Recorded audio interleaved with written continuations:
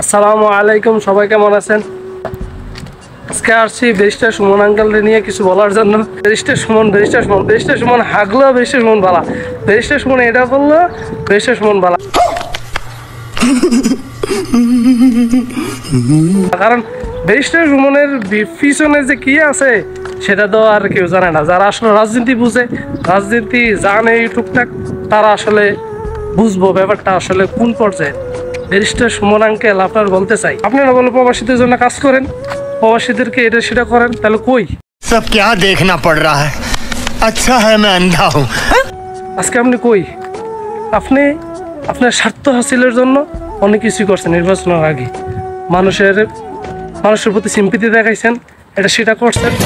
मालिक बस बहुत हो गया, आज तो इस बात का फैसला। আপনি দ্বাদশ নির্বাচন সংসদের আগে কি বলেছিলেন? अबे जल्दी बोल, कल सुबह पनवेल निकलना।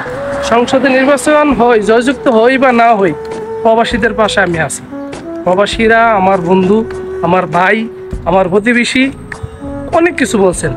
আচ্ছা ঠিক আছে, মানলাম, বলছেন। প্রবাসীরাও আবেগে আপ্লুত হইয়া আপনারা সাপোর্ট করছে। আহারে কি ভালোবাসা! ব্যারিস্টার সুমন আঙ্কেলের ভিডিও দেখে আবেগে আপ্লুত হচ্ছেন, তাদের জন্য বুক ভরা সমবেদনা। এই যে ব্যারিস্টার সুমন আঙ্কেল রে মারার হুমকি দিয়েছে কেন? কারণ ব্যারিস্টার সুমন আঙ্কেল নিজের পায়ে নিজে কুড়াল দিছে। কেন? কারণ উনি জাতীয় দ্বাদশ সংসদ নির্বাচনে যখন প্রায় 1.5 লক্ষ ভোটে জয়যুক্ত হন, এর আগে কিন্তু উনি অনেক কথাই বলেছিলেন পাবলিকের উদ্দেশ্যে। এবং আপনি দ্বাদশ নির্বাচন সংসদের আগে কি বলেছিলেন? अबे जल्दी बोल, कल सुबह। সংসদে নির্বাচন হই, জয়যুক্ত হই বা না হই, প্রবাসীদের পাশে আমি আছি। প্রবাসীরা আমার বন্ধু, আমার ভাই, আমার প্রতিবেশী, অনেক কিছু বলছেন। আচ্ছা ঠিক আছে, মানলাম, বলছেন। প্রবাসীরাও আবেগে আপ্লুত হইয়া আপনারা সাপোর্ট করছে। আহারে কি ভালোবাসা! বলেছিলেন আমি সংসদে নির্বাচন হই বা না হই, এই ভালোবাসা সবসময় থাকুক, আমরাও চাইছি। কিন্তু এখন যে একটা পর্যায়ে গেছেন আপনি, আপনার কাজের মাধ্যমে, কি বলবো, যখন জাতীয় দ্বাদশ নির্বাচন আপনি জয়যুক্ত হলেন, তখন আপনার কথা রাখার জন্য হযরত শাহজালাল বিমানবন্দরে একদিন গেছেন, গিয়া কারে না কারে একটা ডাক দিয়ে 1 থেকে 1.5 লাখ টাকা দিয়া শেষ, আপনার দায়িত্ব শেষ। আপনার দায়িত্ব কি আপনি পালন করে লাইছেন? আপনি যে বলছেন আগে যে প্রবাসীদের পাশে থাকবেন, প্রবাসীদের দুঃখ বা যাবতীয় যত নানান ধরনের সমস্যা আছে আপনি দেখার চেষ্টা করবেন, কি করলেন আজ পর্যন্ত? করছেন কিছু? আজ একজন প্রবাসী দেশে গেলে সর্বোচ্চ 3টা মোবাইল নিতে পারবে। এই 3টা মোবাইলের মধ্যে একটা মোবাইল আবার ট্যাক্স দিতে হইব।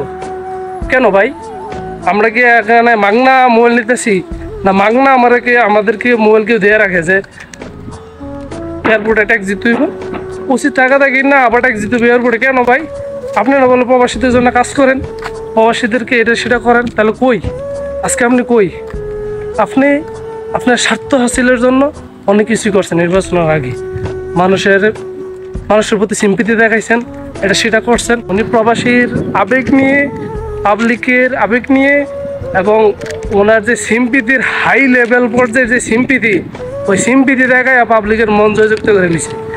যার কারণে প্রায় দেশের 80% মানুষ ব্যারিস্টার সুমন হাগলো, ব্যারিস্টার সুমন বালা, ব্যারিস্টার সুমন এটা করলো, ব্যারিস্টার সুমন বালা। কারণ ব্যারিস্টার সুমনের পিছনে যে কি আছে সেটা তো আর কেউ জানে না। যারা আসলে রাজনীতি বুঝে, রাজনীতি জানে টুকটাক, তারা আসলে বুঝবো ব্যাপারটা আসলে কোন পর্যায়ে। ব্যারিস্টার সুমন আঙ্কেল, আপনার বলতে চাই, আপনি এখন এটা সেটা বললা পাবলিকের মাথা খাইতে পারবেন, কিন্তু প্রবাসীদের মাথা আসলে এখন আর খাওয়ানো সম্ভব না। প্রবাসীদের মাথা এখন শক্ত হয়ে গেছে। কারণ আপনি কোন লেভেলের সেটা এখন প্রবাসীরা জানে। যে পাবলিকের সাথে সিম্পিতি দেখাইয়া, পাবলিকের আবেগকে কাজে লাগাইয়া আপনি জয়যুক্ত হতে পারবেন, আপনি নিজের স্বার্থ হাসিল করতে পারবেন। কিন্তু নেক্সট লেভেলে যে আপনি প্রবাসীদের বা মানুষের মনে ঢুকতে পারবেন, সেটার নিশ্চয়তা আসলে এখন আমি দিতে পারতেছি না। আসলে ব্যারিস্টার সুমন আঙ্কেল, আপনারা কিছু বলার নাই। আপনি যে কেমন সেটা যারা রাজনীতি বুঝে তারা আসলে বুঝবে যে সুমন আঙ্কেল কোন পর্যায়ে। আপনি পার্লামেন্টের সদস্য। তো সেই পার্লামেন্টের সদস্য আপনি আপনি যদি প্রবাসীদের পাশে থাকেন, আপনি যদি প্রবাসীদের নিয়ে কথা বলতেন, যখন আপনি নির্বাচনের আগে বলেছিলেন যা বলেছিলেন এগুলো যদি আপনি করতেন বলতেন, তাহলে আমি মনে করি এত নিয়ম এত কিছু আসতো না। একজন প্রবাসী 3টা মোবাইলের উপরে আর নিতে পারবো না এরকম কোনো কথাই আসতো না, নিয়মও আসতো না। ট্যাক্স, আমরা কি ট্যাক্স দেই না? আমরা রেমিটেন্স পাঠাই না? মাসে লাখ লাখ টাকা আমরা পাঠাইতেছি, মাসে লাখ টাকা পাঠাইতেছি আমরা, এটা কি রেমিটেন্স পাইতেছে না সরকার? তাহলে এই সরকার যদি এই রেমিটেন্স পায়, তাহলে এখানে আমরা 4-5 বছর দেশে যাই, যাওয়ার পরে এখানে আমরা মোবাইল একটা নিই, একটা শখের একটা জিনিস, আত্মীয় স্বজন ভাই বোন বা অনেকেই চাইতে পারে, আমরা ওদেরকে একটা মোবাইল দেবো গিফট হিসাবে। ওইটা তো সীমাবদ্ধতা, যে আপনি একটা মোবাইল যদি 15 থেকে 20,000 টাকা হয়, সেটারও ট্যাক্স দিতে হবে 5,000 টাকা। এর উপর পড়তে গেলে একটা অ্যামাউন্ট, এর উপরে গেলে আরো উপরে পড়ছে 25,000, 20 থেকে 25,000 এরকম সম্ভবত। কেন ভাই, আমরা কি মাগনা মোবাইলটা কিনি? মাগনা কিনি? আপনারা দেশে পার্লামেন্ট চালাবেন, দেশে রাজনীতি করবেন, পাবলিকের সাথে একটা বলবেন, করবেন আরেকটা, কেন এরকম কেন? যাই হোক, আপনি আপনার দোষের কারণেই এই যে বিভিন্ন হুমকি পাচ্ছেন বা হুমকি শিকার হচ্ছেন। আসলে এগুলো সত্য কি না, সত্য না মিথ্যা জানি না। যদি সত্য হয় তাহলে আশা করবো, মানে আমি আমার নিজ থেকে আমার ব্যক্তিগতভাবে যারা হুমকি দিতেছে তারা অতিলম্বে তাদেরকে গ্রেফতার করা হোক। যদি সত্যি নাও হয়, এটা যদি অন্য কোনো প্ল্যানে হয়, প্ল্যান সি বা বি আর ডি, তাহলে এটা অন্য অন্য ব্যাপার।